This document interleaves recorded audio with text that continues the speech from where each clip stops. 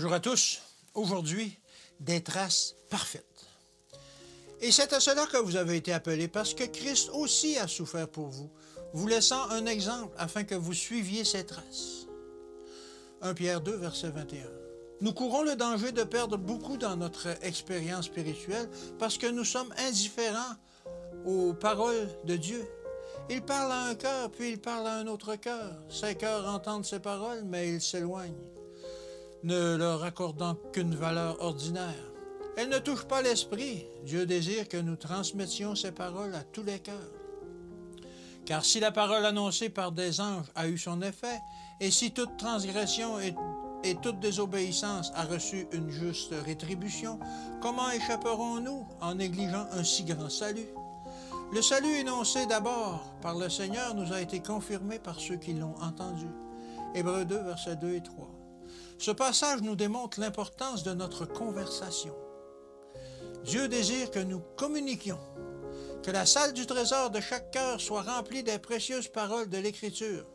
Transmettez-les immédiatement. Elles sont le précieux message de Dieu aux hommes. Beaucoup parlent et agissent comme s'ils avaient honte de Jésus.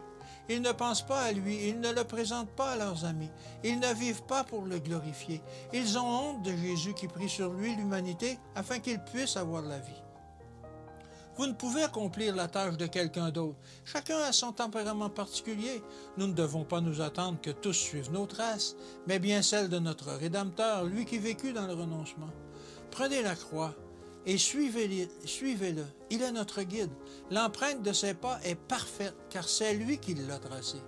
En suivant le Christ, nous marchons en toute sécurité.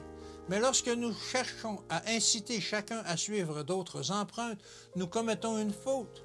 C'est là que les différences surgissent, alors que nous ne devrions jamais constater la différence.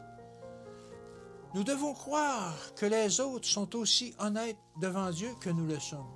Il convenait en effet que celui pour qui et par qui soit toute chose, et qui voulait conduire à la gloire beaucoup de fils, ait élevé à la perfection par les souffrances le prince de leur salut. Hébreux 2, verset 10. Il devait tout comprendre des faiblesses de l'homme, de l'intensité des tentations de Satan. Il prit sur lui l'humanité et subit toutes les tentations du démon. Il sait ce que les hommes doivent endurer. Réfléchissez à la pitié du Christ envers les hommes. Il sait comment ils sont nés. Il connaît les circonstances qui ont entouré leur enfance. Quant à vous, vous ne savez pas quelles tentations ont accompagné leur naissance. Vous ne connaissez pas leur situation de famille. Cessez de juger. Le jugement appartient au Fils de Dieu. C'est lui qui jugera le monde. Que Dieu vous bénisse et qu'il vous garde. Et à demain.